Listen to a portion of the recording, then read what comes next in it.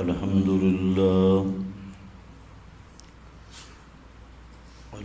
لله وكفى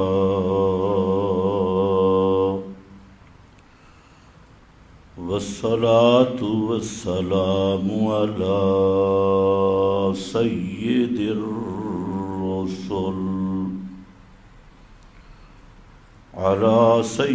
الرسل وخاتم الأنبياء.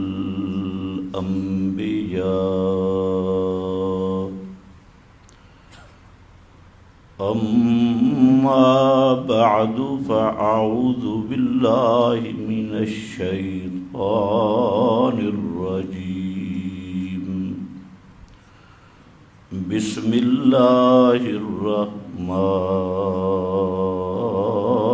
الرحيم. يجاهدون في سبيل الله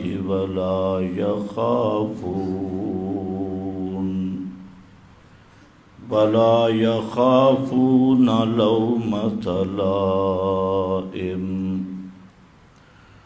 سبحان ربك رب العزة عما يصفون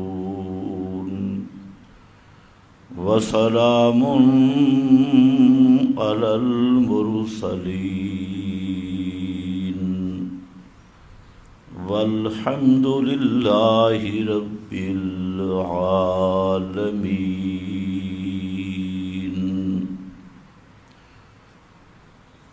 انتہائی قابل قدر بزرگوں اور بھائیوں، گزشتہ بیان میں آپ حضرات کے سامنے آیت قتال بالمرتدین، جس کا اصل تعلق ہے مسئلہ خلافت اور اقامت دین کے ساتھ، اور خلیفہ اول بلا فصل حضرت سیدنا صدیق اکبر رضی اللہ تعالی عنہ کی خلافت کی پیشین گوئی قرآن مقدس نے ذکر کی ہے اس آیت میں، جس کی تفصیل میں بیان کر چکا ہوں. البتہ اس آیت میں حضرت صدیق اکبر رضی اللہ تعالی عنہ اور ان کے ساتھ دیگر صحابہ کرام کے 6 اوصاف، اگر یوں یاد نہ رہے تو 6 نمبر بیان کیے. 6 اوصاف، 6 نمبر، جس میں پہلی شان یہ تھی کہ وہ اللہ سے محبت کرتے ہیں، اور دوسری شان یہ تھی کہ اللہ ان سے محبت کرتا ہے. اگر اس میں غور کیا جائے کہ جس کو اللہ رب العزت اپنا محب بھی قرار دے اور محبوب بھی قرار دے، اس سے بڑی عظمت وہ بعد الانبیاء ممکن نہیں. سب سے بڑی شان، کیونکہ اللہ رب العزت نے تمام کائنات کو اپنا محبوب بننے کا نسخہ ذکر کیا. کہ کائنات میں جو اللہ کا محبوب اور محب بننا چاہتا ہے تو سب کے لیے قانون ذکر کیا، اس کا نسخہ ذکر کیا۔ قل ان کنتم تحبون اللہ فاتبعونی یحببکم اللہ۔ اور یہ ساری کائنات کے اولیاء، اتقیاء، حتیٰ کہ کائنات انسانی کے لیے، سب کے لیے یہ ضابطہ اور قانون بیان کیا کہ اگر تم اللہ سے محبت کرنا چاہتے ہو تو آؤ، اس کے لیے شرط یہ ہے فاتبعونی، کہ میں محمد مصطفیٰ کی اتباع کرو، اور جب میری اتباع کرو گے یحببکم اللہ، اللہ تم سے محبت کرے گا۔ یہ تو ہے پوری کائنات کے لیے اعلان، لیکن کیا شان ہے صدیق اکبر اور ان کے ساتھیوں کا کہ ان کے لیے اللہ نے بیان کر دیا یحبہم ویحبونہ، گارنٹی دے دی کہ وہ میرے محب بھی ہیں، میرے محبوب بھی ہیں۔ اگر آپ عربی کلام سمجھتے ہوں تو اس میں بڑا لطف ہے۔ قل ان کنتم تحبون اللہ فاتبعونی یحببکم اللہ۔ ساری کائنات کو یہ شرط عائد کر دی کہ اللہ کی محبت حاصل ہو سکتی ہے فقط اتباع محمد مصطفیٰ سے صلی اللہ علیہ وسلم، کسی مولوی کی اتباع سے نہیں، کسی پیر، بزرگ، اکابر یا کسی سامری کے بچڑے خطیب کی اتباع سے نہیں، اللہ کی محبت کی گارنٹی ہے ان کنتم تحبون اللہ فاتبعونی یحببکم اللہ۔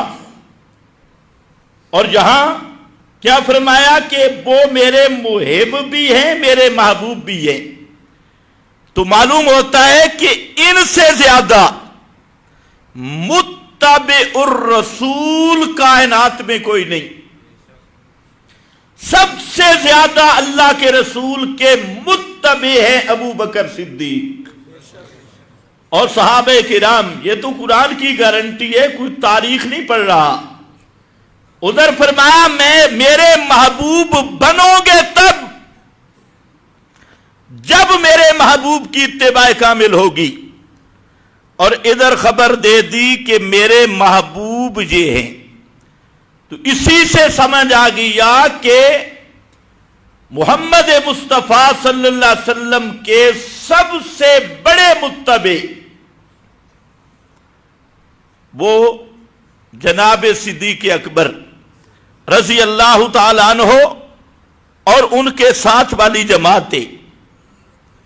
تو جب قرآن مقدس نے یہ گارنٹی دے دی کہ اس کائنات میں سب سے کامل اتباع وہ صدیق اکبر کو نصیب ہوئی، تو اتنی کامل اتباع والا بھلا وہ کہیں غلط فیصلہ بھی کر سکتا ہے؟ فدق کا معاملہ ہو، خلافت کا معاملہ ہو، اگر ان کو غلط کہو گے تو پھر وہ غلط نہیں ہوں گے، پھر یہ غلط ہوگا، کیونکہ یہ قرآن گارنٹی دے رہا ہے کہ وہ اللہ کے محب بھی ہے، اللہ کے محبوب بھی ہے، اور قرآن شرط لگا رہا ہے کہ اللہ کی محبت کا راستہ ایک ہے، اور وہ ہے اتباع الرسول صلی اللہ علیہ وسلم۔ اور یہ بھی قرآن بتا رہا ہے کہ یہ معاملہ محبوبیت اور محبیت والا عارضی نہیں ہوگا، یہ پیغمبر کی وفات کے بعد بھی باقی رہے گا، کیونکہ جہاں پیشین گوئی خلافت کی ہے، خلافت کے دوران بھی باقی رہے گا۔ اب جنہوں نے پچھلے جمعہ کو سنا ان کے لیے تو آسان ہے، اور جو نئے آئے ہیں ان کے لیے تھوڑا مشکل ہوگا، کیونکہ درمیان سے میں نے شروع کیا۔ ایک بات یہ ہے، اور پھر ایک اور مقام قرآن کا دیکھ لو کہ اللہ سے محبت کرتا کون ہے؟ فرمایا والذین آمنوا اشد حبا للہ، اللہ کا سچا محب وہ ہوتا ہے جس کے سینے میں ایمان ہو۔ مشرک کے دل میں اللہ کی محبت، اس کے دل میں جنڈی کی محبت ہوتی ہے، جنڈی کنڈی، کہیں جھنڈی، اونچی قبر۔ اگر کل آپ میں کوئی ہمت کرے اور ادھر G16 کے قریب جو خالی جگہ پڑی ہے ادھر آ کے ایک ڈھیری بنا کے چلا جائے، اوپر سب سا کپڑا بھی ڈال لو، تو 2 دن کے بعد وہ سب سے بڑا مشکل کشا ہوگا۔ سارے لوگ اس کو پوجیں گے، کیونکہ اس کی محبت نیچے نیچے جنڈیوں پر، کنڈیوں پر۔ اور کوئی بزرگ بار جا کے کہے مجھے خواب آئے، بابے نے کہا میں تو ادھر چھپڑ میں پڑا ہوں پانی کے نیچے، یہاں میرا مزار بناؤ، تو یہ فل فور تیار ہوگا، چاہے شیطان ملا ہو یا شیطان بھی نہ ملا ہو خواب میں۔ اس لیے فرمایا کہ یہ مشرک یحبونہم، یہ جو محبت اللہ سے رکھنی تھی انہوں نے وہ والی محبت اپنے بزرگوں سے رکھی ہے۔ محبت تو ہونی تھی اللہ کی، جو محبت اللہ کے لیے تھی تو انہوں نے اپنے بزرگوں کے ساتھ وہی محبت رکھی۔ یہاں پر یہ بات بھی سمجھ لو، ہر ایک کی محبت کا تقاضا جدا ہے، درجہ بھی جدا ہے۔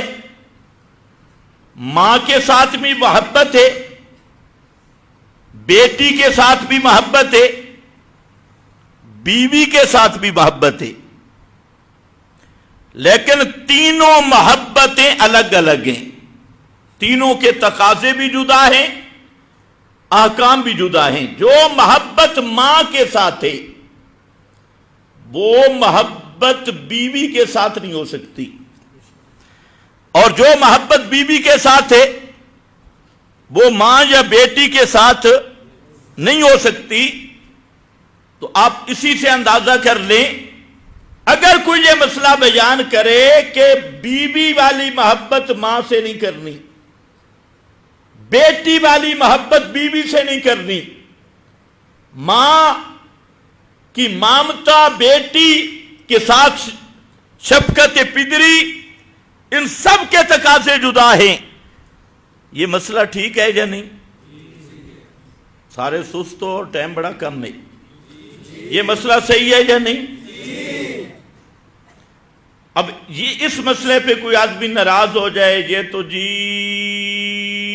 ماں سے محبت کا منکر ہے، یا کہے بیوی سے محبت کا منکر ہے، تو سمجھدار آدمی اس کو کہے گا محبت کا منکر نہیں، محل محبت کی پہچان کر۔ ہر محل کا تقاضا جدا ہے۔ سنو، اصل محبت اللہ کی ہے اور ہے یہ اللہ کے ساتھ، پیغمبر کے ساتھ محبت ہے، لیکن اس محبت کا تقاضا جدا ہے، اور وہ محبت ہے اللہ کی محبت کی وجہ سے۔ اولیاء کے ساتھ محبت رکھ، لیکن تقاضا جدا ہے۔ پیغمبر والی محبت ولی کے ساتھ کرے گا زندیق بنے گا، اور نبی والی اللہ والی محبت وہ نبی کے ساتھ کرے گا مشرک بنے گا۔ تقاضا جدا ہے۔ اللہ کی محبت، عبادت خالص اللہ کی کر، یہ اللہ کا حق ہے۔ حق اللہ علی العباد، اللہ کا حق بندوں پر یہ ہے، ان یعبد اللہ، یہ کہ عبادت کی ہر قسم، چاہے منت ہو، منوتی ہو، نظر ہو، نیاز ہو، سجدہ ہو، رکوع ہو، اور دعا پکار ہو، حاجتوں میں پکارنا ہو، یہ عبادت کی جو قسم بھی ہے یہ صرف اللہ کا حق ہے۔ اگر عبادت کی کوئی قسم بھی اس کا کوئی نام رکھ کر بھی کسی پیغمبر کے لیے کی تو تیرا نام عاشق نہیں ہوگا، تیرا نام مشرک ہوگا۔ اس پہ بے شک غصہ ہے، ناراض ہو، بیماری تو ہم نے بتانا ہے۔ لوگ کہتے ہیں جی سخت بڑھے اور اپنا کرتوت نہیں دیکھتے، تم شرک کرتے ہو تو تم سے بڑا پتھر دل کون ہوگا؟ سب سے پتھر دل، سنگ دل مشرک ہے۔ اس کو اتنا بھی احساس نہیں کہ اللہ کا حق مخلوق کو دے رہا ہے۔ اچھا، صرف نبی کو بھی نہیں، یا اللہ کا حق ہر نانگے بابے پر جو کپڑے نہیں بدل پہچان سکتا، اپنا ستر ڈھانپنے کا طریقہ نہیں، اس کو یہ مشکل کشا کہتے ہیں، حاجت روا کہتے ہیں۔ اور جو قبر کی مٹی میں دفن ہو گیا اس کا نام اس نے داتا رکھا ہے، گنج بخش رکھا ہے۔ اور جو اس کائنات کو چھوڑ کے اپنے یتیم بچوں کے سر پہ ہاتھ نہیں رکھ سکتا اس کو کہتا ہے غوث العظم۔ اور غوث العظم کا معنی بھی کیا کرتا ہے؟ سب سے بڑا پکارے سننے والا، سب سے بڑا فریادیں سننے والا۔ حالانکہ غوث العظم کا حقیقت میں یہ معنی بھی نہیں تھا۔ غوث العظم کا اصل معنی تھا سب سے زیادہ اللہ کے سامنے زاریاں کرنے والا۔ لیکن مشرکوں نے کون سا معنی لیا کہ پکارے قبول کرنے والا، پکارے سننے والا، جس کو مخلوق پکارے، معنی بھی بدل دیا۔ تو میرا بھائی، محبت کا فرق ذہن میں رکھ لے۔ اللہ کے ساتھ محبت ہے کہ عبادت صرف کس کی کرنی ہے؟ عبادت کا کوئی رنگ ہو، عبادت میں ڈنڈی نہ مارنا، سجدہ عبادت، رکوع عبادت، منت منوتی عبادت، نظر نیاز عبادت، اور سب سے اونچی عبادت حاجتوں اور مشکلوں میں پکارنا، جس کو اللہ کے محبوب نے فرمایا الدعاء مخ العبادہ، ساری عبادتوں کا مکھن اور خلاصہ، لب لباب، مخ، نچوڑ، وہ ہے الدعاء۔ حاجتوں اور مشکلوں میں صرف اللہ کو پکارنا، یہ اللہ کا حق ہے، یہ حق پیغمبر کا نہیں۔ اگر یہ حق کسی نبی کو دے گا، علی کو دے گا، ولی کو دے گا، اللہ کا حق پکار والا، اور جو پکارے گا یا علی مدد، یا رسول المدد، یا پیر المدد، اے فلانا بابا پہنچے، فلانا بابا سنبھال، ادرکنی یا رسول اللہ، ادرکنی یا شیخی۔ اب تیرا نام تو لاکھ دفعہ اپنے آپ کو کہے، ادب والا، عاشق کہے، اللہ کے کاغذوں میں تو مشرک ہے، اور مشرک کی کوئی عبادت قابل قبول نہیں۔ اس لیے فرمایا والذین آمنوا اشد حبا للہ، مومن کی محبت اللہ کے ساتھ، اللہ کے لیے اور اللہ کے ساتھ خالص ہوتی ہے، اور مومن مرتا مر جائے وہ کبھی کسی غیر کو پکارتا نہیں۔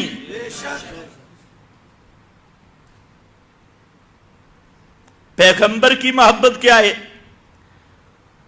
پیغمبر کے ساتھ محبت، پیغمبر کی عظمت شان دل میں رکھ کے یہ عقیدہ بنا کہ میری نجات ہوگی پیغمبر کی اتباع میں، اتباع خالص، اس میں مولوی کا رلا نہ کرنا، پیر کا رلا بھی نہ کرنا، پیغمبر کی جس طرح رب کی توحید میں شرکت گوارا نہیں، اسی طرح پیغمبر کے سوا کوئی مستقل مفترض الطاعت بھی نہیں۔ باقی اگر کسی کی اتباع ہے تو وہ اتباع نبوی میں اتباع، اس فرق کو سمجھ۔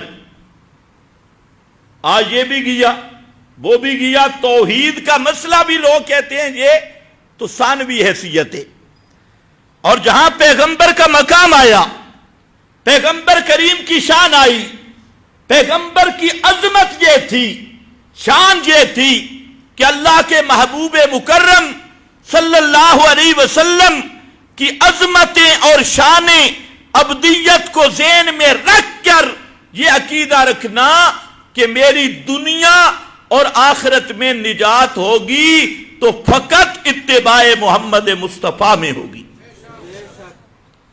آپ کی اتباع سے ہٹ کر نجات ہو سکتی نہیں۔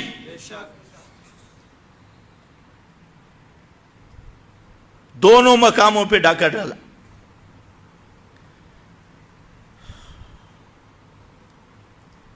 اللہ کی محبت اور توحید پہ ڈاکہ ڈالا، اور نام کیا رکھا؟ عشق، ادب۔ لہذا اب جو اللہ کی شان بیان کرے، اللہ کی توحید کا پرچم بلند کرے، خالص مسئلہ توحید ہو، اس پہ فتویٰ کیا آتا ہے؟ یہ بے ادب ہے، یہ گستاخ ہے۔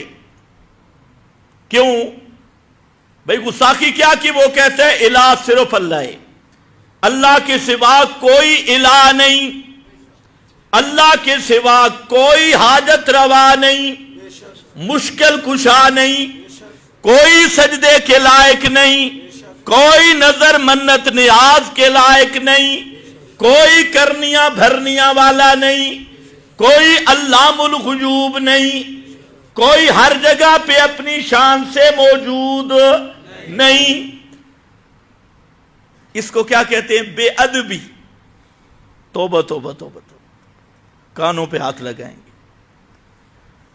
اور جہاں پیغمبر کی محبت تھی کہ نجات فقط میرے نبی کے نقش قدم میں، اگر پیغمبر کا طریقہ چھوڑا تو تو بن جائے گا بدعتی۔ پیغمبر کا طریقہ چھوڑ کے کیا بنے گا؟ بدعتی۔ اگر عبادت اپنی طرف سے گھڑ لی، اپنی طرف سے تراش لی، کسی کا نام جمعرات رکھ لیا یا شب جمعہ، کسی کا نام کل رکھ لیا، کسی کا نام 40واں رکھ لیا، کسی کا نام ختم شریف رکھ لیا، کسی کا نام ختم یاسین رکھ لیا، کسی کا نام ختم سورہ ملک رکھ لیا، کسی کا نام جناب درس جہاں کل پڑھے جاتے تھے، تمہارے لانتی ملا اور خطیب وہاں جا کر درس دے کے آ جاتی تیسرے دن۔ پہلے مشرک بدتی کیا تلاوت کرتے تھے، انہوں نے وہاں درس شروع کیا، یعنی بدعت ایجاد کی ہے، تجدید فی البدعت، بدعت کو نیا رنگ دیا اور اس کو نئے طور پہ ایجاد کیا۔ اور بڑے بڑے خطیب جہاں پیسے ملے، میں نے خود جا کے تحقیق کی ہے کہ کل شریف پہ تقریر کر کے آئے۔ کس پر؟ کل شریف پر تقریریں کر کے آئے، اور جب بیٹھے تو لگتا ہے ان سے بڑا مواحد اور متبع کوئی نہیں ہوگا۔ برسیوں پہ تقریریں تے عرسوں میں بیٹھ کے بابے کے عرس کی شان بیان کر کے آئے۔ اگر کل پہ جاتا نا تو شرم کرتا، وہاں کہتا کہ کل بدعت ہے، اور کہتا میں یہی بات سمجھانے آیا ہوں، لیکن انہی کے رنگ میں رہ، یہ تو تیرے اندر ہمت ہی نہیں، لوگ ناراض ہو جائیں گے۔ تو بہرحال پیغمبر کی اتباع کو چھوڑا، شیطان آیا، اس نے کہا واہ پترا واہ، یہ جو تو کام کر رہا ہے نا، یہ کیا ہے؟ بدعت حسنہ ہے، بدعت حسنہ، یہ عمل مستحسن نہیں، یہ بزرگوں کا طریقہ ہے، ہمارے اکابرین کا طریقہ ہے، فلانے بزرگ کا طریقہ ہے۔ کوئی کہتا ہے مشائخ کا طریقہ ہے، کوئی کہتا ہے اکابر کا طریقہ ہے، کوئی کہتا ہے بزرگوں کا عمل ہے، کوئی کہتے ہیں میرے استاد اور مرشد کا کیجئے تھوڑی سی بے ایمانی شریف ہے، اور یہ اس کا طریقہ ہے۔ تو یہ استاد لے آیا، مرشد لے آیا، اکابر لے آیا، پیو دادا باپ دادا لے آیا، برادری لے آیا۔ اب پیغمبر کی محبت کہاں گئی؟ جہاں اللہ نے فرمایا تھا فَاتَّبِعُونِی، اور ساتھ ذکر کیا ہے لوگو لَقَدْ كَانَ لَكُمْ فِي رَسُولِ اللَّهِ أُسْوَةٌ حَسَنَةٌ۔ کسی عمل میں حسن آ نہیں سکتا جب تک محمد مصطفیٰ کی تصدیق نہ ہو۔ حسن تب آئے گا کہ سونے دی تصدیق ہو سی، لیکن یہ جناب گلیوں میں ناتے پڑے گا، آ گیا سونیا تے سونیا، اور اس تو پوچھو کوڑیا تو بول، جدو سونیا کہہ رہی ہے تے سونے دی گل کیوں نہیں مندا، سونے دا طریقہ کیوں نہیں مندا؟ تو بدتی کوڑیا، کوڑا سمجھتا ہے کہ نہیں؟ کوجیا نظمہ پڑھنی ہے، رنگ لگ گئے ڈاچی کمزور نو، تے ڈاچی تے قربان ہوندا تے فلانے تے قربان ہوندا، او بے ایمانہ انہاں چیزاں نال نجات نہیں۔ پیغمبر دے اسوہ حسنہ دی تابعداری کر، پیغمبر کی اتباع کر، ورنہ تے ابو طالب بھی بڑا قربان ہوندا ہے، تے ایہ مروڑ تا ابو لہب نو آئی آدھے اپنی اے جڑی اتباع لی گل چھوڑ، تھوڑا تھوڑا بزرگاں نی نال ملا، تھوڑا تھوڑا ہمارے بزرگوں کو بھی ساتھ لے کے چلو۔ تو بہرحال بات لمبی ہو جائے گی، یہ نقطہ اہم ہے، ذہن میں رکھ لو کہ جس طرح اللہ کی توحید میں کسی کو شریک کرنے سے آدمی کیا بن جاتا ہے؟ مشرک۔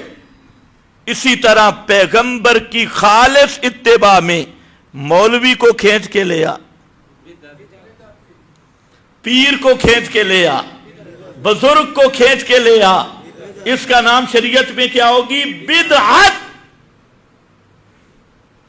ہاں کسی کی ماننی ہے تو پہلے دیکھ کہ وہ کس کی مان رہا ہے۔ صحابہ کے بارے میں اللہ نے فرمایا نا من المہاجرین والانصار والذین اتبعوہم بإحسان، جہاں ہمارے اہل حدیث بھائیوں کو دھوکہ لگ گیا، انہوں نے کہا بالکل کسی کی ماننی نہیں۔ ہم کہتے ہیں کہ اللہ کے رسول کی مان، اور پھر ان کی مان جن کی رسول منوائے، یہ بھی تو رسول کی ماننی ہے۔ تو وہاں اتباع ہے، لیکن وہاں والذین اتبعوہم بإحسان، وہ اتباع کا بھی ادھر ہی جیک لگائے فَاتَّبِعُونِی، اس کا کنیکشن بھی فَاتَّبِعُونِی کے ساتھ ملا ہے. تو بہرحال میرا بھائی، میں اب یہ کہا ہاں ولی کے ساتھ محبت کر، ولی کے ساتھ اپنا مقام ہے. کس نے تجھے روکا ہے بھائی اولیاء کی محبت سے؟ آپ کب کا جمعہ پڑھ رہے ہو؟ میں نے کبھی روکا ہے کہ اولیاء اللہ سے محبت نہیں رکھنی یا اولیاء اللہ کی بے ادبی کرنی ہے؟ لیکن پہلے تجھے طے کرنا ہے کہ ولی کہتے کس کو ہے. کسی مشرک کو ہم ولی نہیں مانتے، کسی مشرک گائے کو ہم ولی نہیں مانتے، کسی بدعتی کو ہم ولی نہیں مانتے. ولی مشرک بھی نہیں ہو سکتا، ولی بدعتی بھی نہیں ہو سکتا، اور ولی مشرکوں کا وکیل بھی نہیں ہو سکتا، اور ولی بدعتیوں کا وکیل بھی نہیں ہو سکتا. کتاب و سنت نے جو پہچان کرائی، جو آدمی توحید اور سنت میں جتنا غیرت مند ہوگا اتنا وہ اللہ کا ولی ہوگا. اے جے ولی تینوں چنگے نہ لگتے ہوئے، تو بھی ولی اوہی تلاش کیتے ہیں جڑے گونگے ہو میں، ان کے سامنے جا کے بیٹھو جی 5 منٹ کا سپیس ہو کلمات کے درمیان. ہیں مکاروں کو ہم ولی نہیں مانتے. ولی کی محبت ایمان ہے، محبت کا انکار نہیں، لیکن ولی کے ساتھ محبت کا انداز یہ ہے کہ یہ اس لیے محبت کر کے یہ توحید اور سنت کے سبق پڑھاتا ہے. اس کے ساتھ محبت کا انداز یہ ہے یہ اللہ کی معرفت، توحید. اللہ کی معرفت کا نام کیا ہے؟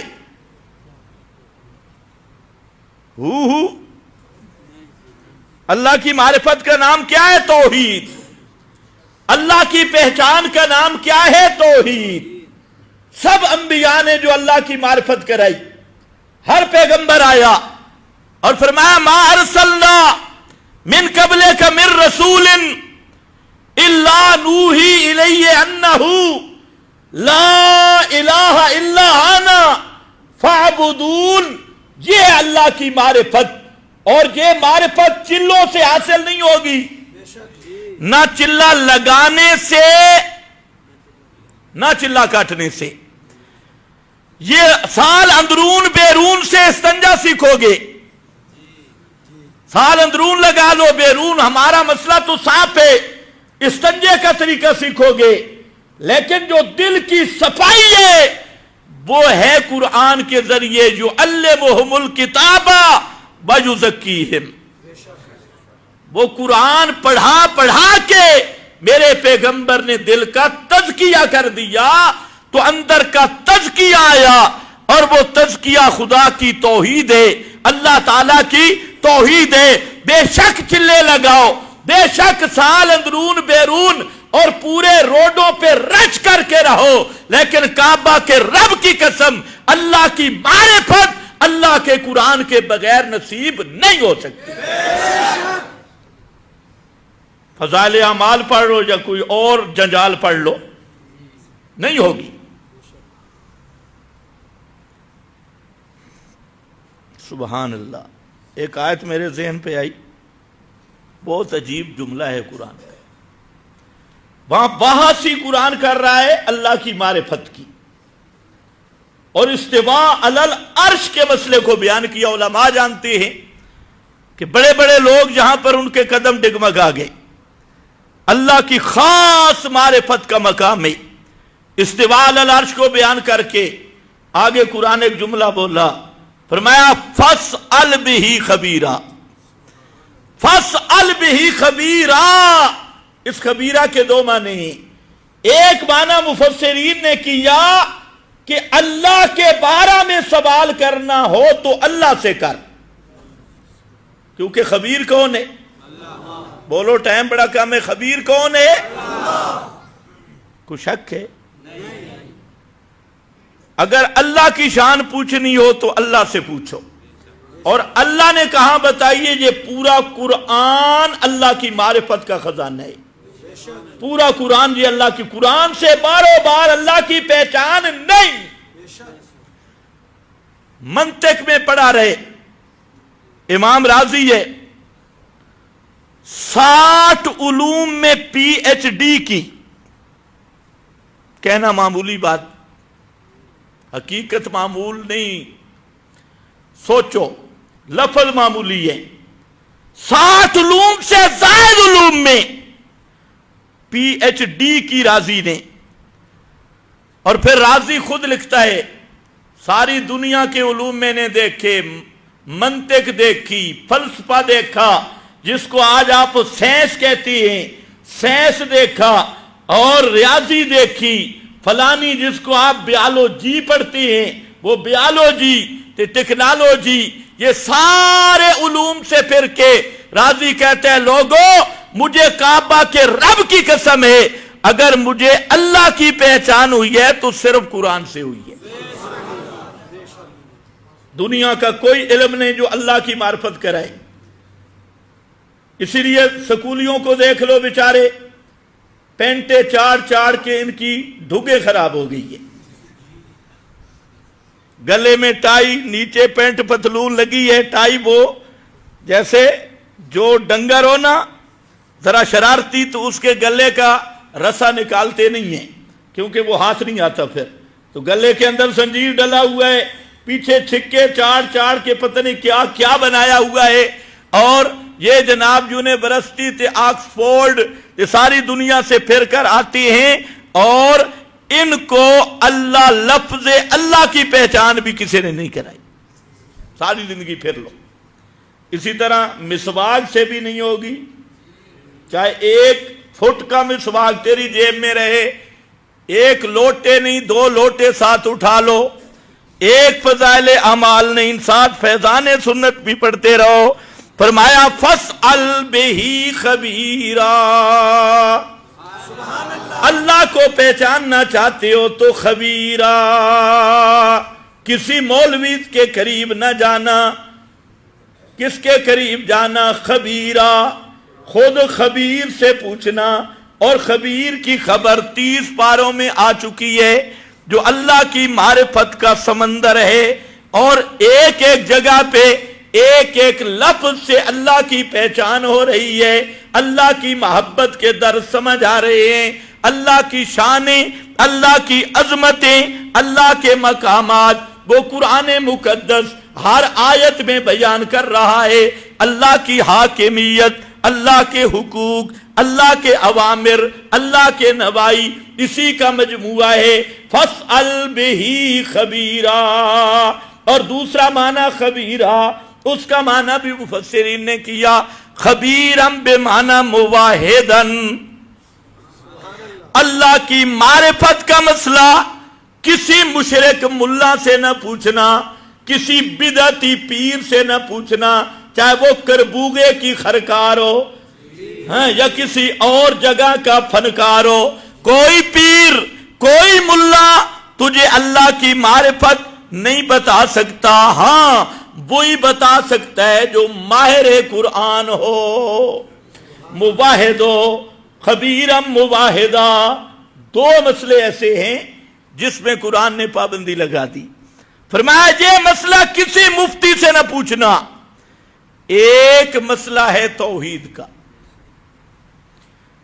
اور دوسرا توحید کا اہم شعبہ ہے مسئلہ سما والا. ان 2 مسئلوں میں ملا نے ڈنڈی لگانی ہے. مسئلہ توحید ہو تب کہے گا فروعی مسئلہ ہے، اصولی نہیں. اس لیے فَاسْأَلْ بِهِ خَبِيرًا. قرآن سے پوچھنا یا کسی ماہر قرآن سے پوچھنا، کسی 2 سال والے اس لمجبو جو مفتی صاحب سے نہ پوچھنا. اچھا ویسے مسئلہ ایک ہے افتاء کا بھی کہ مفتیوں کو جو پڑھاتے ہیں نا ان کو پہلے پڑھاتے ہیں جہاں قرآن و سنت کی نصوص آئی ہیں وہاں تم نے ٹانگ نہیں اڑانی. لیکن یہ اپنے کوئی بیٹھا ہو ناراض نہ ہو. مجھے کوئی نظر آ رہے ہیں مفتیان کرام اور اگر میں غلط بیانی کروں بتانا. یہ سبق ہوتا ہے، اصول ہے افتاء کا کہ منصوص مسائل کو نہ چھیڑنا. جہاں کتاب و سنت کی نصوص آ چکی ہیں وہاں تمہیں بولنے کی اجازت ہی نہیں، وہاں ٹانگ نہ اڑانا. لیکن پھر پتہ نہیں شیطان ان کو کیوں تنگ کرتا ہے کہ مفتی کی ٹانگ رہتی منصوص مسائل میں، جہاں نص آتی ہے وہاں تعبیلیں کرتا ہے. اصول افتاء کسی مدرسے میں چلے جاؤ، دارالافتاء کا پہلا اصول ہی یہ ہے کہ منصوص مسائل جہاں قرآن و سنت کی واضح تصریحات آ گئی ہے، مفتی صاحب وہ تمہارا کام نہیں، تم نے صرف رہنا ہے تحت السرہ، اور ان مسائل پر جو امور اجتہادیہ ہیں صرف جہاں تحقیق کرتے رہو. تمہارا کام جو سینے میں ایمانیات کا مسئلہ ہے، عقائد حقہ کا مسئلہ ہے، یہ مفتیوں تمہارا کام نہیں.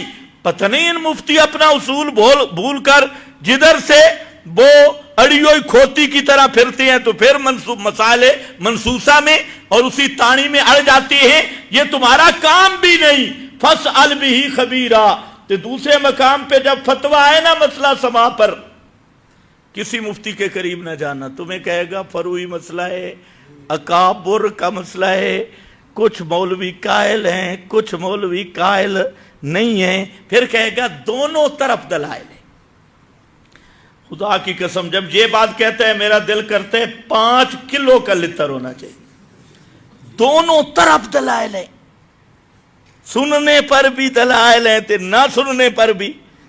کبھی تم نے اس جملہ کو سوچا ہے کہ مردے سنتے ہیں اس پر بھی کیا ہے دلائل ہیں تے نہیں سنتے اس پر بھی کیا ہے. اس کا مطلب ہے کہ اللہ رسول نے خود عوام کو لڑایا ہے، اور اس کا کیا نتیجہ نکلتا ہے کہ مردے سنتے ہیں اس پہ بھی دلائل ہیں، نہیں سنتے اس پر بھی. وہ دلائل ہیں کون سے جو اتنے نقیضین کو جمع کر رہے ہیں، عدم سما اور سما والی نقیضین کو. حالانکہ یہ تو منطقی سر پھرے بے ایمان بھی جانتے ہیں کہ جمع بین النقیضین یہ محالات میں سے ہے. آپ دیکھیں یہاں پر میں کہتا ہوں یہ موبائل ساکن بھی ہے متحرک بھی ہے. کوئی مان جائے گا بھئی یہ موبائل ساکن بھی ہے متحرک بھی ہے. اب رات بھی ہے اور دن بھی ہے. دن کے بھی 2 بجنے والے ہیں اور رات کے بھی 2 بجنے والے ہیں. کوئی تم میں سے ہے جو مان جائے گا؟ اور میں کہ دونوں طرف دلائل ہے، دونوں طرف دلائل ہے. اگر لائٹیں دیکھو جل رہی ہیں تو یہ دلیل ہے لائٹیں رات کو جلائی جاتی ہے، اور باہر دیکھو سورج کھڑا ہے وہ دلیل ہے کہ دن ہے. اب ایسے مفتی کا علاج کرانا چاہیے، اور ڈنگروں والے شفا خانہ میں، انسانوں والے میں نہیں، جہاں خاص ڈنگروں کا علاج ہوتا ہے. اس کو اتنا بھی نہیں پتا، کہتے دونوں طرف دلائل ہیں. اور دلائل ایک طرف ہوتی ہیں جہاں عقائد میں نقیضین آ رہے ہیں، اور دونوں سننا نہ سننا یہ ایک طرف دلائل ہوتے ہیں، دوسری طرف دلائل نہیں ہوتے، شبہات ہوتی. سمجھ آئیے میری بات؟ اچھا یار آج اس آیت پہ تو کلام مکمل کرنا ہے. فَاسْأَلْ بِهِ خَبِيرًا. فَاسْأَلْ بِهِ، اس جملے کو یاد کرو. فَاسْأَلْ بِهِ، اللہ کی معرفت قرآن سے ملے گی، یا اس سے مسئلہ پوچھنا جو ماہر قرآن ہے، جو قرآن مقدس کے رموز سے واقف ہے، اس سے پوچھنا. کسی خطیب سے نہ پوچھنا، کسی اجہل سے نہ پوچھنا، کسی شہبزادے سے نہ پوچھنا جس نے ابے کسے تقلیداً سنا ہوا ہے بھئی اللہ بھی ہوتا ہے رسول بھی ہوتا ہے، پتہ شتہ کچھ بھی نہیں، اور اینک پگڑی لگا لی اور کوئی پتہ شتہ نہیں ہے. ابا جی کہتے تھے اور نانا جی اور دادا جی کہتے تھے، بس کیلا کالا، اس سے بھی نہیں. فَاسْأَلْ بِهِ خَبِيرًا. اور دوسرا مسئلہ آیا وَيَوْمَ الْقِيَامَةِ، وَيَوْمَ الْقِيَامَةِ يَكْفُرُونَ بِشِرْكِكُمْ. اور قیامت کے دن وہ انبیاء اولیاء انکار کریں گے تمہارے شرک کا. انکار کریں گے تمہارے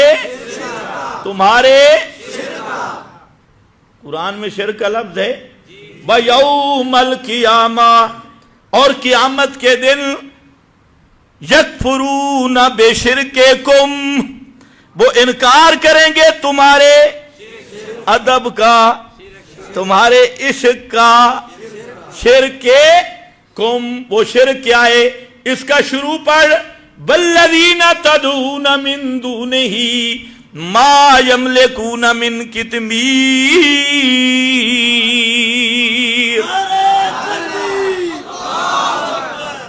کھجور کی گٹھلی کے پردے کے بھی مالک اللہ کے سوا جنہیں پکارتے ہو لے ککڑ تے دے پتر، لے ککڑ تے دے پتر، پتر دینا تے دور دی گل ما یملکون من قطمیر ان تدعوہم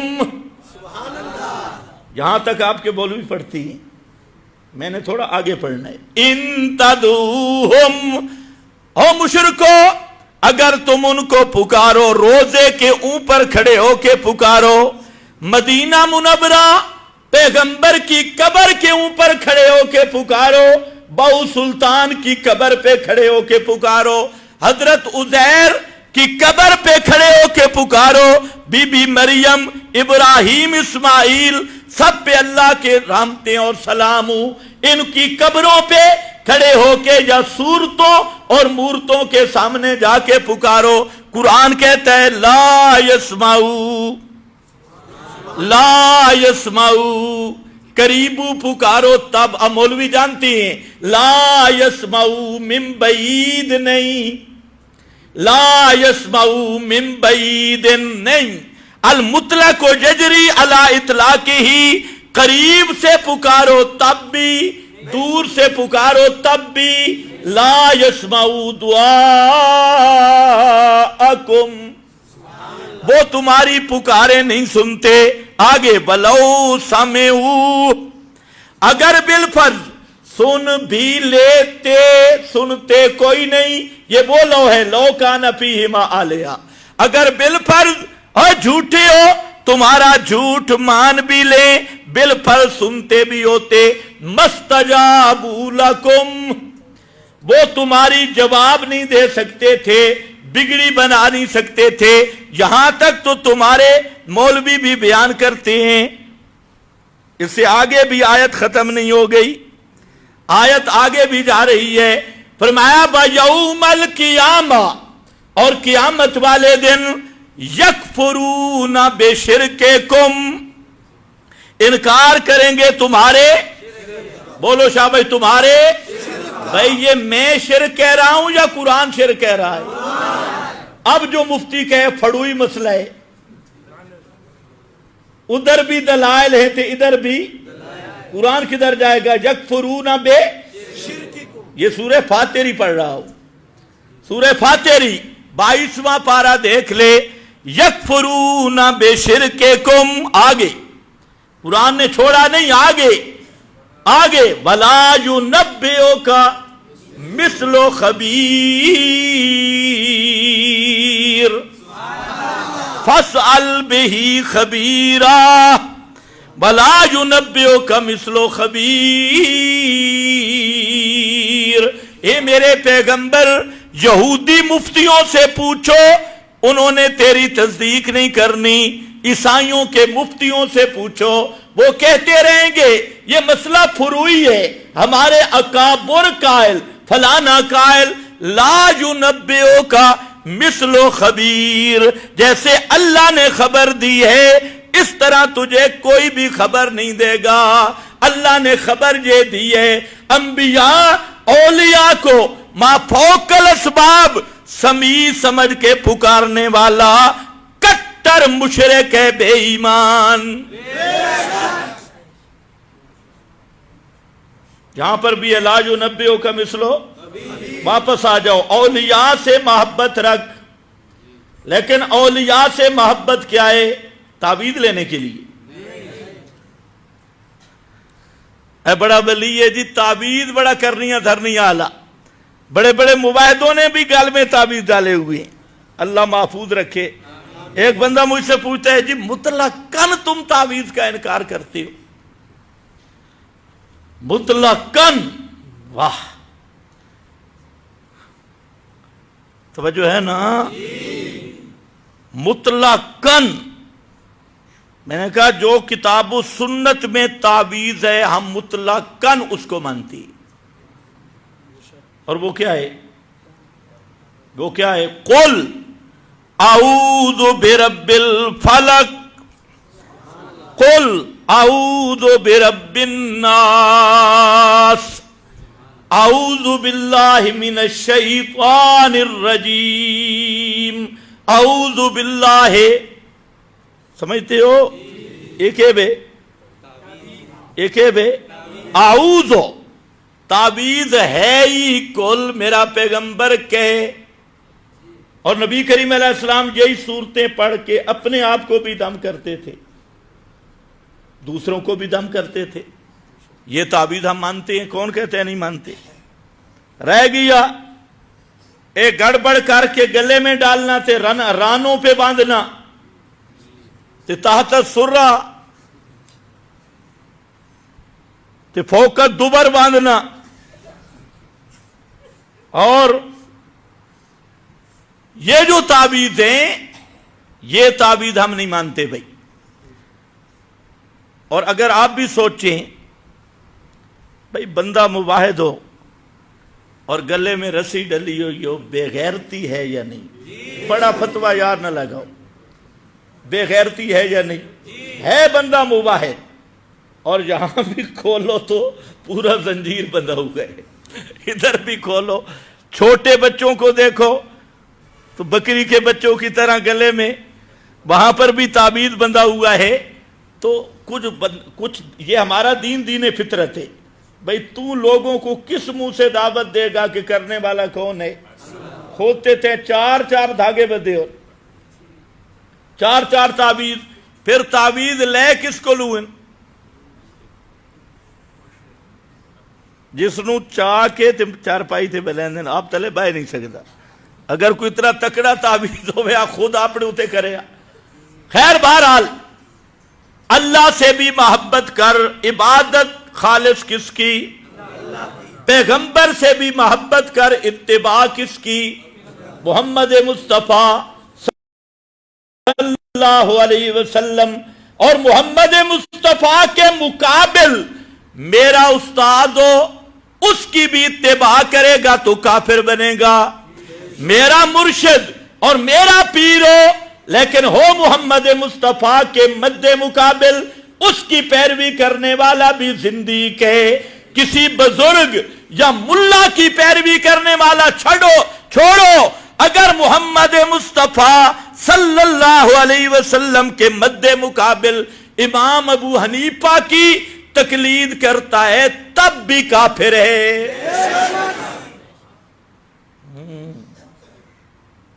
लेकिन हो मेरे नबी के मुकाबिल। हां, नबी की इत्तिबा में सहाबा की पैरवी भी कर, औलिया अल्लाह की पैरवी भी कर, लेकिन पैगंबर के मुकाबला में इमाम शाफी, अहमद, इमाम अबू हनीफा, इमाम बुखारी, मुस्लिम, अबू दाऊद, तिरमिज़ी, इब्न माजा, नसाई, जिनका भी तुम्हें नाम आता है, शेख अब्दुल कादिर जिलानी, सुल्तान बाहू, अली हजमेरी, बड़े बड़े औलिया, जुनैद बगदादी, बड़े बड़े औलिया अल्लाह और बड़े बड़े आइम्मा, चाहे वो मुहद्दिसीन, चाहे वो फुकहा, पैगंबर करीम के सरी नफ्स के मुकाबला में अगर इनमें से भी किसी एक की या सब की इत्तिबा करता है वो भी पक्का जिंदीक और बेईमान है। पैगंबर की इत्तिबा के मुकाबला में किसी की इत्तिबा हो सकती नहीं। यही तो वजह है जहां गैर रसूल की इत्तिबा की बात आई तो कुरान कहते हैं या अय्युहल्लज़ीना आमनू अतीउल्लाह व अतीउर रसूला। आगे अतीउ नहीं जिक्र किया, उलिल अम्र जिक्र किया। और उलमा जानते हैं कि उलिल अम्र का आतफ रसूल पे डाला और मातूफ ताबे होता है मातूफुन अलैह के। तो कुरान ने वहां बता दिया कि पैगंबर के अलावा अगर किसी की पैरवी होगी تو پیغمبر کی تابعداری میں پیروی ہوگی، پیغمبر کے مد مقابل پیروی نہیں ہو سکتی۔ تابع کر دی۔ یحبہم ویحبونہ۔ آ جاؤ واپس، بالکل مختصر۔ آگے فرمایا اذلۃ علی المؤمنین، تیسری شان ہے اہل ایمان کے ساتھ نرمی کرنے والے۔ کس کے ساتھ؟ اہل ایمان کے ساتھ۔ ذرا خیال کرنا، یہ بس آپ میں بھی ہوگا تو ایمان کامل تب بنے گا۔ اذلۃ علی المؤمنین اعزۃ علی الکافرین، مومنوں کے ساتھ نرمی کرنے والے۔ اور اسی کو قرآن نے آگے بیان کیا، رحماء بینہم، آپس میں نرمی کرنے والے، اور کافروں پر کیا کرنے والے؟ کیا کرنے والے؟ اعزۃ علی الکافرین، کافر کو غصے کی آنکھ دکھانے والے، کافر پر غصہ کرنا، کافر کو جلانا، کافر نو ساڑنا، ایو جہی گل کرنا جو کافر دے ہاں سڑ پوے، دل میں جلن ہو، یہ سب سے اونچی عبادت ہے۔ اس عبادت کا تمہارے نوافل بھی مقابلہ نہیں کر سکتے، تہجد بھی مقابلہ نہیں کر سکتے۔ کافروں کو جلانا، کافروں پر سخت ہیں اور مومنوں پر نرم ہیں۔ توجہ ہے؟ اچھا دیکھو نتیجہ نکالتا ہوں۔ علی الکافرین، آگے نمبر 5، یجاہدون فی سبیل اللہ، اللہ کی توحید کی خاطر جہاد کرنے والے، زبان سے بھی، مال سے بھی، جان سے بھی۔ تینوں طریقے ہیں جہاد کے۔ ہاتھ سے جہاد، قاتلوا ائمۃ الکفر فاقتلوا المشرکین، یہ ہاتھ سے قتال ہے، یہ بھی جہاد۔ اور زبان سے، مومن کی زبان مشرک پر تلوار اور نیزے جتنا اثر کرے۔ جب ایمان صحیح ہو نا، پھر تقریر بھی تلوار بن جاتی ہے، بشرطے کے اندر غیرت توحید کی موجود ہو۔ اتنا تلوار اور نیزے کام نہیں کرتے جتنا مباحث اور مجاہد کا ایک لفظ کام کرتا ہے۔ اشعار تو مجھے آج بہت یاد آ گیا، لیکن وقت نہیں، قرآن پہ رہیں گے آج۔ پتہ نہیں کیا ہے، 10-12 اشعار اقبال کے یاد ہے، لیکن ادھر نہیں جاتا۔ یجاہدون فی سبیل اللہ، اللہ کی راہ میں جہاد کرنے والے، صرف آلو مٹر کاٹنے والے نہیں۔ اور عزت کا کیا معنی ہے؟ کافروں کو مسواک دینے والے یا عطر کی شیشیاں دینے والے نہیں۔ ابھی یجاہدون فی سبیل اللہ۔ اگلا جملہ بڑا بھاری ہے، وَلَا يَخَافُونَ لَوْمَةَ لَائِمٍ، کسی بکواسی کے بکواس کا دھیان بھی نہیں کرتے۔ کسی بکواس کرنے والے کہ اگر مسئلہ بیان کیا تو پورے کتوں کی فوج بک بک شروع کر دے گی، اور کسی خطیب کے پجاری شروع ہو جائیں گے، پلے ہوئے گلر شروع ہو جائیں گے، اور کسی مسلمہ یا کسی سامری کی پوری فوج حملہ آور ہوگی۔ لا یخافون لومۃ لائم، کسی ملامت کرنے والے کی ملامت کا کوئی ڈر نہیں ہوتا، ڈنکے کی چوٹ پہ حق بیان کرتے ہیں، چاہے اپنے خلاف بھی کیوں نہ ہو، کہ اپنوں کے خلاف بھی کیوں نہ ہو۔ لا یخافون لومۃ لائم، کسی اپنے کی طرف سے دوسرے کی طرف سے کوئی ملامت آئے اس کا کوئی پرواہ نہیں کرتے۔ پہلی ملامتیں بھی سنجیدہ ہوتی تھی، آج کی ملامتیں تو وہ سنجیدہ نہیں ہے، پہلے ملامتیں سنجیدہ تھی۔ دیکھو حضرت صدیق اکبر میدان میں کھڑے ہوئے، حضرت فاروق اعظم نے فرمایا تھوڑا نرمی کرو، دیگر صحابہ نے تھوڑا نرمی کرو، یہ جو کلمہ گو ہیں ان کے ساتھ نرمی کرو۔ وہاں کلمہ گو گروہ بھی تھا نا، جھوٹی نبوت کے پیچھے جانے والا، منکرین زکوٰۃ، تو وہ کھلے کافر ادھر سے آ رہے ہیں، ان کے ساتھ تھوڑی نرمی کرو۔ حضرت صدیق، واہ صدیق، اسلام میں پیغمبر کے بعد اگر اسلام کی اس محور کا کردار ادا کیا ہے تو ابو بکر صدیق ہے۔ فرمایا نرمی، اور عمر جہلیت میں تو بڑا دلیر تھا، خوارن فی الاسلام، اسلام میں تو بھی نرم بن گیا۔ انا حیٌ اینکسو وانا حیٌ، میں ابو بکر صدیق زندہ ہوں، اور پیغمبر کے دین میں نقص پیدا کیا جائے، زکوٰۃ کا انکار کیا جائے اور نقص پیدا کیا جائے، فرمایا یہ نہیں ہو سکتا۔ اگر مجھے مدینہ خالی چھوڑنا پڑ جائے تب بھی میں ان زکوٰۃ کے منکرین اور دین میں رکھنا اندازی کرنے والوں سے دو دو ہاتھ کر کے رہوں گا، تم میں سے ایک بھی میرے ساتھ نہ آئے، ابو بکر اکیلا لڑے گا۔ آج کے ہوتے ہیں نا مسئلے، کہتے ہیں جی چھوٹا سا تو مسئلہ تھا، زکوٰۃ نہیں دیتے تھے، ایسا ہے نا، چھوٹا سا مسئلہ تھا زکوٰۃ اب بعد میں لے لیتے نا، آج تو فوراً فتویٰ آ جاتے جی اخلاق کے خلاف ہے، اخلاق کے خلاف ہے۔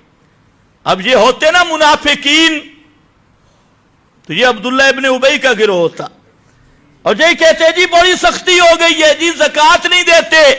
صدیق نے فرمایا زکوٰۃ، خبردار، پیغمبر کے زمانے میں جو اونٹ کا ایک ڈھنگا، جب بکری کا چھوٹا بچہ وہ زکوٰۃ میں دیتا تھا، اگر اس بکری کا چھوٹا بچہ نہیں دے گا یا اونٹ کے پاؤں میں پڑنے والا وہ ڈھنگا وہ مجھے زکوٰۃ نہیں دے گا، لَقَاتَلْتُهُ، اس کے ساتھ میں تلوار سے قتال کروں گا۔ شکر کرو یہ فیس بک کی منافقین نہیں تھے، نہیں تو کتنا پراپاگنڈا کرتے صدیق اکبر کے خلاف، اور جی ڈھنگے دے پیچھے لڑ رہے ہیں، اتنا مسئلہ تھا نہیں، بکری کے بچے کے پیچھے لڑ رہے ہیں، یہاں بکری کے بچے کی بات نہیں تھی، رسی کے ڈھنگے کی بات نہیں تھی، بات تھی دین محمد مصطفیٰ کی صلی اللہ علیہ وسلم، دین محمدی کی بات تھی، اور دین محمدی پر ایک ذرا سا نقص بھی کوئی پیدا کرے صدیق کی جماعت اسے کبھی برداشت نہیں کر سکتی۔ سمجھو ہے میری طرف، باتیں تو بڑی رہ گئی، مومنوں پر نرم، کافروں پر، اور آج کیا ہے،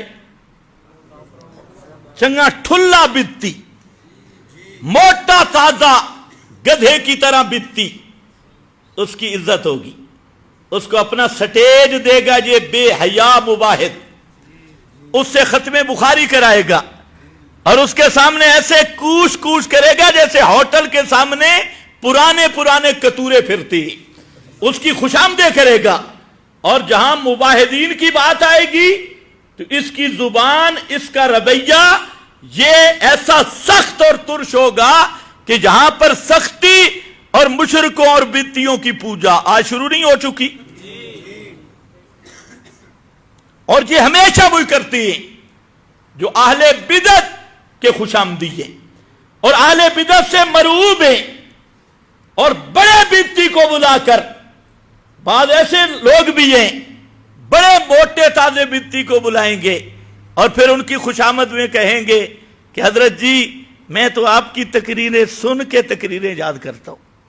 یہ خوشامد ہو رہی ہے، تقریریں سن کے تقریریں یاد کرتا ہوں. تو میں نے کہا پھر تو اسی بدتی کو بلانا چاہیے، تجھے 15-20 ہزار دینے کی کیا ضرورت ہے، تو اسے یاد کرتا ہے. یعنی ایسے جھک جائیں گے اہل بدعت کے سامنے، مشرک کے سامنے جھکیں گے، بدعتی کے سامنے جھکیں گے. للڑ واہیاتی ہے، ان کے نیچے لگنا، ان کے ہاتھ کو بوسہ دینا، ایسے سمجھیں گے جیسے حجر اسود کو بوسہ دی جائے. اس پر نخرہ بھی کریں گے، اور اپنے جو توحید میں پکے ساتھی ہوں گے، سنت میں پکے ساتھی ہوں گے، ان سے نفرت اور بیزاری کریں گے. تو یہ میرے نبی کے صحابہ کا طریقہ نہیں، یہ خالص اور پیور منافقوں کا طریقہ ہے. صحابہ کا طریقہ کیا ہے؟ رحماء بینہم اشداء علی الکفار. اس آیت کو یاد رکھنا، اعزۃ اذلۃ. جو بھی دین کے ساتھ مخلص ہوگا وہ اپنے مباحث ساتھیوں کے ساتھ بھی مخلص ہوگا، اور جو 2 نمبر ہوگا وہ مشرکوں اور بدعتیوں کو اہمیت دے گا. اب یار وقت تو آپ دیکھنا مراکز اشاعت التوحید کے اور ختم بخاری کے لیے موٹے موٹے بدتی آ رہے، سٹیج اشاعت التوحید کے اور تقریروں کے لیے چنگے موٹے ٹھلے ٹھلے بدتی وہاں پر آ رہے ہیں. تو سوال ہے تمہاری جماعت میں کوئی ایسا آدمی نہیں جو آخری حدیث پڑھا سکے؟ مدارس اشاعت التوحید کے مدرس للڑ رکھے ہوئے، للڑ چندہ اشاعت التوحید سے لیا جا رہا ہے. اشاعت التوحید کے زکوٰۃ، عشر، صدقات یہ لے کر، اور اندر مدرسے میں خنزیر پالے ہوئے. بدتی خنزیر سے بھی بدتر ہے، خنزیر کا وہ نقصان نہیں جتنا بدتی کا ہے. تو اس سے بڑی 2 نمبری اور ظلم کیا ہوگا؟ اب اگر ہم یہ بیان کریں تو ہم بد اخلاق ہو گئے، اور اخلاق والے تم ہو گئے جو اتنے بڑے بڑے پھنڈر بدتیوں کو رکھا ہوا ہے، جن کو نہ افتاء کا پتہ نہ فتووں کا پتہ، اور پھر وہ فتوے بھی ان للڑوں والے دیں گے. اب جو نئی نسل آگی، طالب علم ہوں گے، عوام ہوں گی، وہ تو یہی سوچیں گے کہ یہ اشاعت التوحید و سنہ کے مرکز کے مفتی کا فتویٰ ہے، بڑے بزرگ کا فتویٰ ہے، فلانا بھی وہاں تھا، فلانا بھی وہاں تھا. تو اب اس نسل جو اشاعت التوحید کی نئی نسل ہے، اس کے ساتھ اس ظلم کا کفارہ کیا ہوگا؟ اب سے بھی مرعوب ہو چکی ہے. بہت سارے مصیبت وہاں سے پڑی، کراچی سمندر کی ہوا والے مفتی آگے اور مدارس میں پھیل گئے جیسے مکڑی پھیلتی ہے، اور نام اوپر رکھ دیا جی میں اشاعتی ہوں، میں فلاں کا شاگرد ہوں، فلاں کا شاگرد ہوں. لیکن اندر وہ پیور منافق ہے، اور اس کی منافقت اس کے دارالافتاء کے قلم سے ظاہر ہوگی، اور درسگاہ میں ظاہر ہوگی، اور تدریس میں ظاہر ہوگی. اندر وہ بدعتیوں کی تعریفیں کرے گا، اور جو اہل حق کے ان کے خلاف نفرت اور ذہن بنائے گا. اور آج ہم اس چیز کا شکار ہو چکے ہیں، اکثر مدارس میں بڑے بڑے بدعتی مفتی بن کے، مدرس بن کے بیٹھے ہوئے ہیں، اور وہ پھر فتویٰ دیتے ہیں. لوگ پریشان ہیں کہ یہ تو اشاعت التوحید کے مرکز سے فتویٰ آ رہا ہے، یہ تو فلاں. تو اب سوال یہ ہے کہ ان حالات میں ہم خاموش رہ جائیں؟ ہم اتنی بات بھی نہ کریں کہ کم از کم اپنے مشن کو بچاؤ، توحید و سنت کو بچاؤ. اب سوال یہ ہے، جب ہم یہ آواز اٹھاتی ہیں کہ اس مفتی نے، یہ بدتی مفتی نے غلط فتویٰ دیا، فلاں بدتی مفتی نے غلط فتویٰ دیا، تو آگے سے بجائے اس کے کہ اس چیز کی اصلاح کی جاتی، تو کئی اس سامری کے پجاری کھڑے ہو جاتی ہیں، وہ ہمیں گالیاں دیتی، ہمیں کہتے ہیں یہ متشدد ہیں، ان کا اخلاق نہیں، ان کا فلاں نہیں.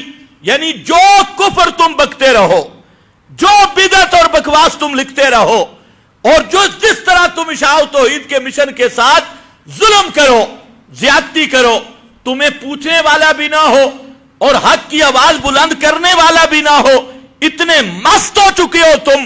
حالانکہ چاہیے یہ تھا کم از کم اپنے مدارس اور ان کے دارالفتاء کا جائزہ لو کہ تمہارے دارالفتاء میں بیٹھ کے کتنے غلط روش کے فتوے آ رہے ہیں، اور کل قوم کو تم کیا جواب دو گے، نئی نسل کو کیا جواب دو گے. اور پھر مزہ یہ ہے جب تم سٹیج پہ کھڑے ہوتی ہو تو کیا کہتی ہو؟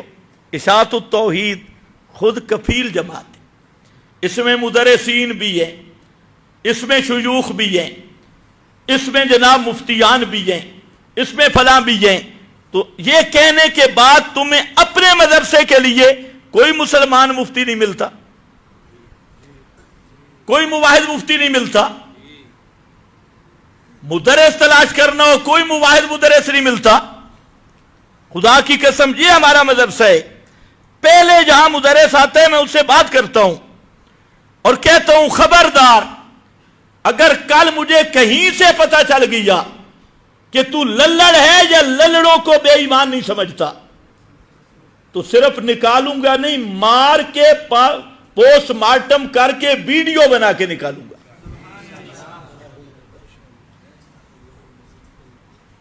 یہ دو نمبری ہم سے نہیں ہوتی. نکالو تم گالیاں، جو مرضی کر لو، جو تمہارے غلط فتاوی جات اور تمہارے خرافات جو تم نے اشاعت التوحید کو یرغمال بنانے کی کوشش کی ہے، یہ اشاعت التوحید تمہارے باپ کی نہیں ہے، یہ کتاب و سنت کی، وہ کتاب و سنت کے متبعین کا یہ گروہ ہے. اور انشاءاللہ رہے گا.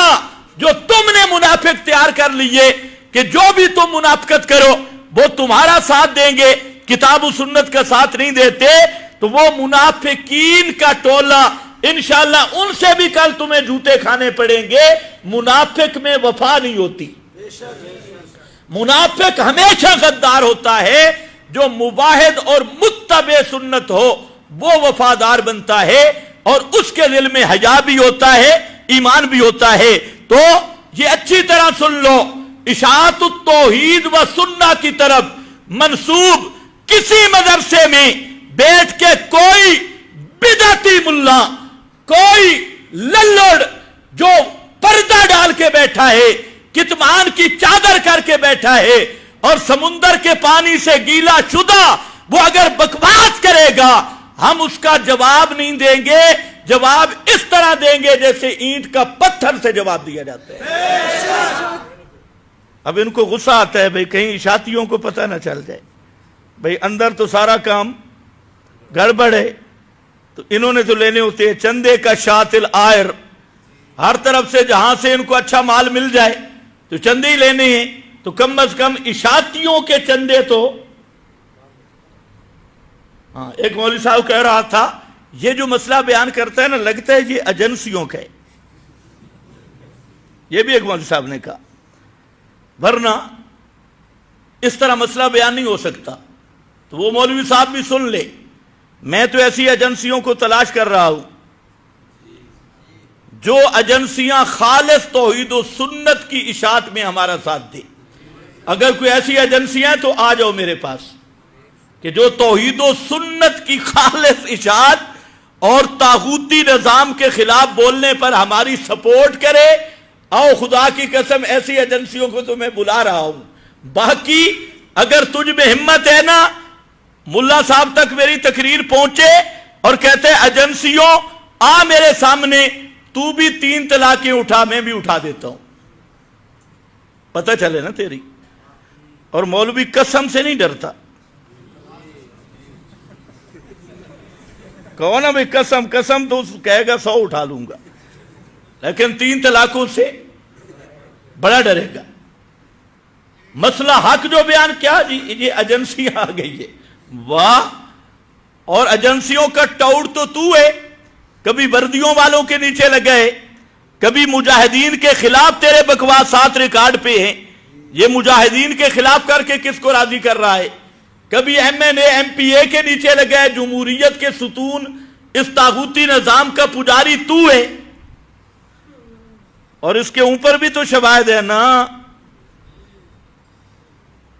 جیل میں جا کے لکھ کر دے آنا کہ میرے مشن سے بھی توبہ ہے، جس طرح تم کہو گے ہم مانیں گے، اور پھر واپسی پر پوری جماعت میں انتشار، ہر مہینے ایک انتشار کا نیا موڑ۔ ابھی تک اس کا میں تھوڑا پردہ رکھ رہا ہوں، لیکن وہ وقت آئے گا انشاءاللہ یہ سارے پردے کھل جائیں گے کہ کون ایجنسیوں کا ٹاؤٹ ہے اور کون توحید و سنت کا وفادار ہے۔ وہ تو درخت پھل سے بھی پہچانا جاتا ہے اور وہ پتہ چل جائے گا۔ باقی ہم اللہ سے دعا کرتے ہیں کہ ہمیں اللہ تعالی ہر لعنت سے محفوظ رکھے، خالص کتاب و سنت اپنی رضا کے لیے بیان کرنے کی توفیق عطا فرمائے۔ کلام تو ابھی بہت باقی تھا، چلو پھر دیکھیں گے یہی مضمون جو آئندہ۔ ابھی نماز کے بعد سوال و جواب کی نشست ہوگی، جس ساتھی کا جو سوال بھی ہے وہ کر سکتا ہے۔